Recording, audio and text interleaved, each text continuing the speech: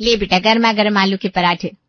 अरे माँ, इतना आलू भर दिया है, पराठा उठाने में ही हाथ दुख जाए। पराठा हो और आलू कम हो तो मजा कैसे आएगा? मजा नहीं चाहिए माँ, मुझे पतले रहना है, ना कि आलू की तरह फूल के गोल गोल और ढोल ढोल बनना है।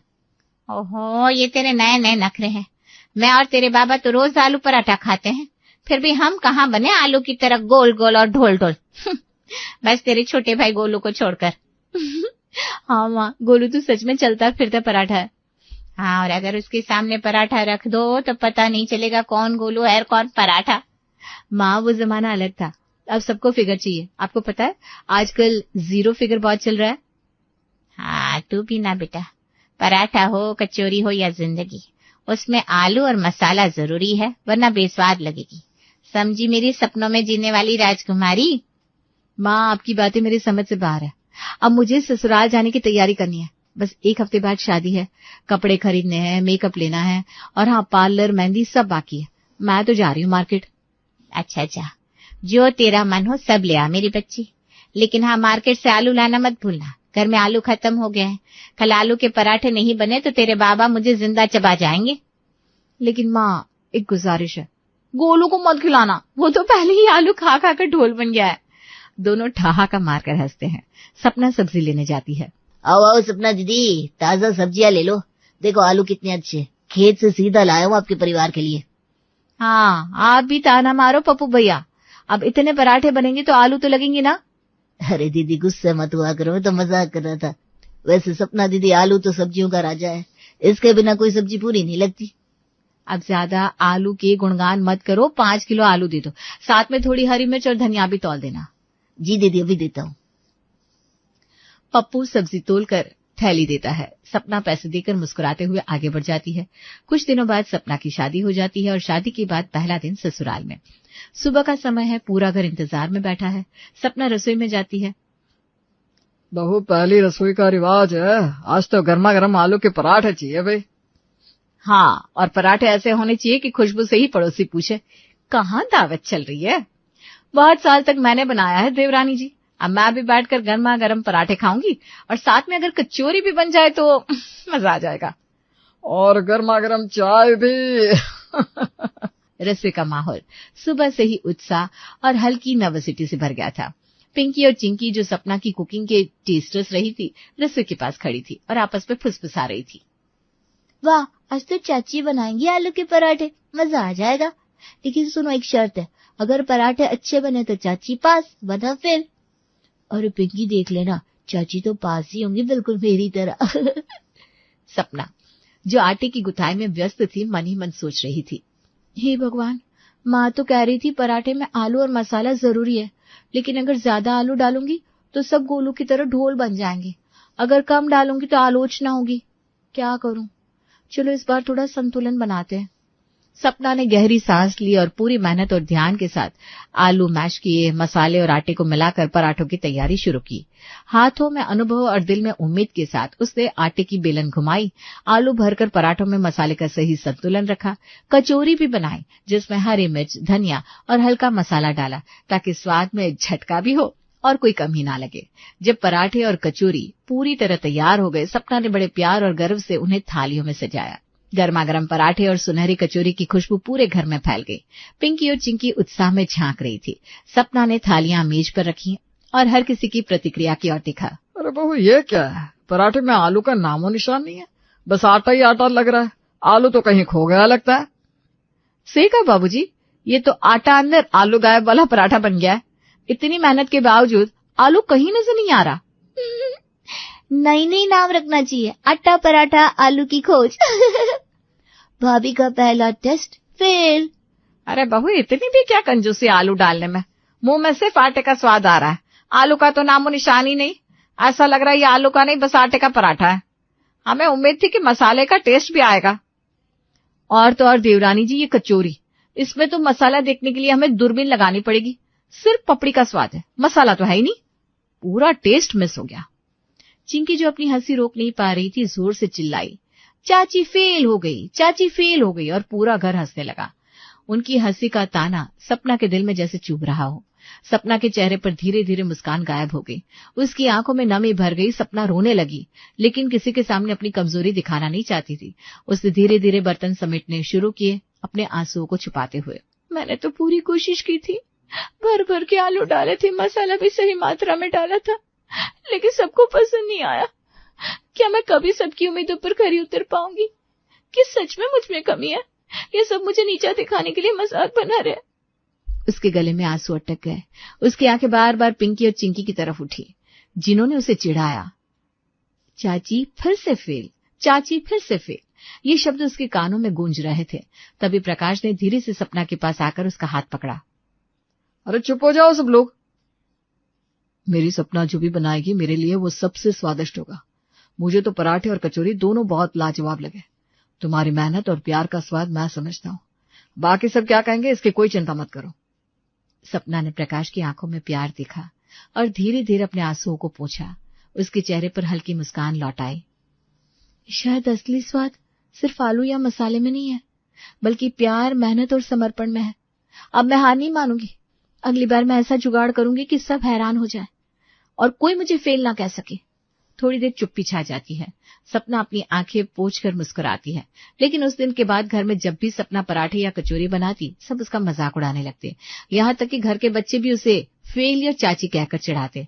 सपना अंदर ही अंदर बहुत आहत होती, पर बाहर से मुस्कुराकर सब कुछ सह लेती। एक दिन सपना फोन पर रोते हुए अपनी माँ को सब बताती है। रात का समय था। सपना अपने कमरे की खिड़की के पास बैठी थी। चांद की हल्की रोशनी कमरे में फैल रही थी और बाहर से हल्की ठंडी हवा उसके चेहरे को छू रही थी, लेकिन सपना की आंखों में अभी भी हल्की उदासी और थोड़ी घबराहट थी। फोन उसके हाथ में था। उसने अपनी माँ सुधा को कॉल लगाया। माँ आप सही कह रही थी, मैंने पराठों में आलू कम डाला था। सबने मेरा बहुत मजाक उड़ाया, यहाँ तक कि बच्चे भी मुझे फेलियर चाची कहकर चिढ़ाने लगे। देखा बेटा, मैंने पहले ही कहा था, पराठा हो या जिंदगी, उसमें आलू और मसाला जरूरी है। अगर स्वाद नहीं होगा तो लोग हंसेंगे ही, लेकिन जब तुम्हारा दिल और मेहनत सही है तो मैं जानती हूँ कि तुम इसे सुधार सकती हो। पर माँ मुझे डर था कि ज्यादा आलू डालना सबकी सेहत के लिए सही नहीं होगा। मैं नहीं चाहती कि कोई भी बीमार हो जाए। अरे पगली, पराठे में आलू बनने से कोई मोटा नहीं होता, लेकिन जिंदगी अगर बेस्वाद हो गई ना तो फिर सारी जिंदगी ताने ही सुनने पड़ते हैं। याद रख, हर रिश्ते को भी आलू और मसाले की तरह भरपूर रखना पड़ता है, वरना वो भी आटे के पराठे जैसा बेस्वाद लगेगा। समझी मेरी सपनों में जीने वाली राजकुमारी? सपना ने माँ की बातों को ध्यान से सुना। उसके चेहरे पर धीरे धीरे चमक लौट आई। उसकी आंखों में विश्वास की किरण चमकने लगी। हाँ माँ, आपने बिल्कुल सही कहा। अब की बार जब मैं पराठे बनाऊंगी तो आलू और मसाले का ऐसा कॉम्बिनेशन डालूंगी कि सब उंगलियां चाटते रह जाएंगे। और वैसे भी अब मैं सिर्फ खाना नहीं, रिश्तों में भी स्वाद भरूंगी। यही मेरी बेटी है, जा सबको दिखा दे, सपना सिर्फ फेलियर चाची नहीं बल्कि मास्टर शेफ बहू है। दोनों हंसी। सपना ने फोन रख दिया। उसने खिड़की के बाहर झांक कर एक लंबी सांस ली और मन ही मन संकल्प लिया कि अब वो किसी भी हालत में खुद को फेलियर चाची नहीं कहलाने देगी। रात भर सपना अपने संकल्प और माँ की बातों को याद करती रही। धीरे धीरे आंखों की नमी सूख गई और एक नई ऊर्जा उसके मन में जाग उठी। उसने तय किया कि अगली बार वो सिर्फ पराठे नहीं बनाएगी, बल्कि हर निवाले में अपने प्यार, मेहनत और जुगाड़ का स्वाद भर देगी। सूरज की सुनहरी किरणें कमरे में फैल रही थी। सुबह का समय था और सपना पहले से तैयार थी। उसने हल्की चाय पी और अपने पति प्रकाश के पास आई। सुनो जी, आज मुझे बाजार ले चलो ना, पराठे और कचौरी का सामान लाना है। इस बार मैं कोई गलती नहीं छोड़ूंगी, सबको दिखा दूंगी कि सपना सिर्फ फेलियर चाची नहीं बल्कि मास्टर शेफ बहू है। वाह, ये हुआ आत्मविश्वास। ठीक है, चलो बाजार चलते हैं। इस बार तुम्हारा जुगाड़ और मेहनत सबको चौंका देगा। सपना ने उत्साह से हाथ में बैग थामा। दोनों पति पत्नी बाजार की ओर निकल पड़े। सपना के मन में नया संकल्प और नया जोश था। अब उसका मिशन सिर्फ खाना बनाने का नहीं, बल्कि सबको दिखाने का था कि सपना की मेहनत और प्यार में स्वाद भी है और जादू भी। सपना और प्रकाश बाजार पहुंचते हैं। बिरजू सब्जी वाला सबको सब्जियां दिखा रहा था। सपना और प्रकाश बाजार पहुंचे।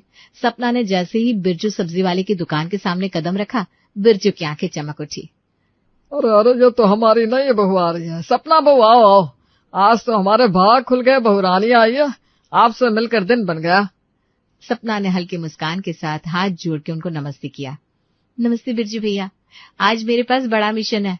घर के लिए पराठे और कचौरी बनाने हैं, इसलिए ढेर सारे आलू तौल दो और साथ में अदरक, लहसुन, हरी मिर्च, प्याज, गरम मसाले सब कुछ देना। ताजा और बढ़िया होना चाहिए। अरे वाह वाह, लग रहा है आज कोई बड़ी दावत का प्लान है। लो जी, बढ़िया ताजा आलू और मसाले। आज तो मेरी दुकान में खुशबू और रंग दोनों भर गया। देखना, आज मैं सबको दिखा दूंगी पराठे कैसे बनाए जाते हैं। इस बार कोई फेल नहीं होगा।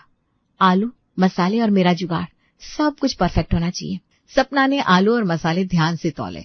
हर आलू बड़ा, ताजा और बिना किसी खामी के चुना।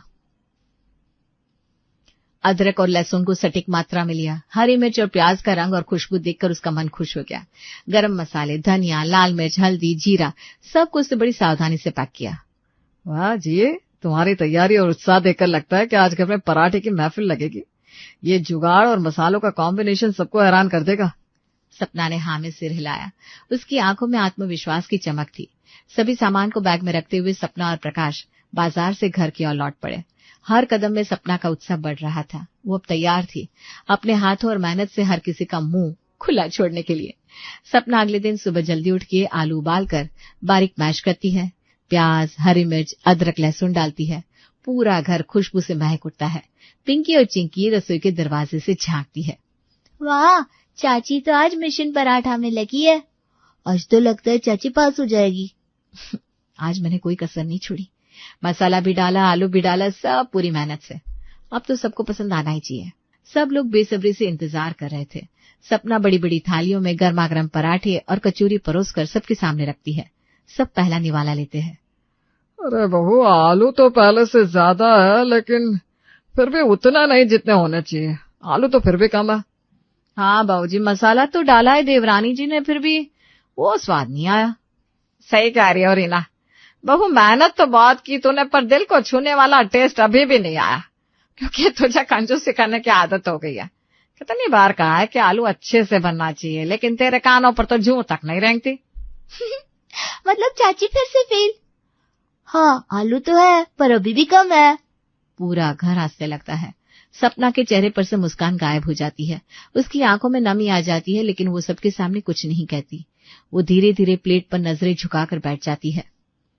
इतनी मेहनत के बाद भी सबको अच्छा नहीं लगा। आखिर मुझसे गलती कहाँ हो रही है? मैंने तो आलू भर भर के डाले थे, फिर भी सबको कम क्यों लग रहा है?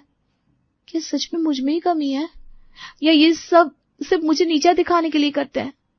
वो चुपचाप बर्तन समेटने लगती है, लेकिन भीतर से टूटती जा रही है।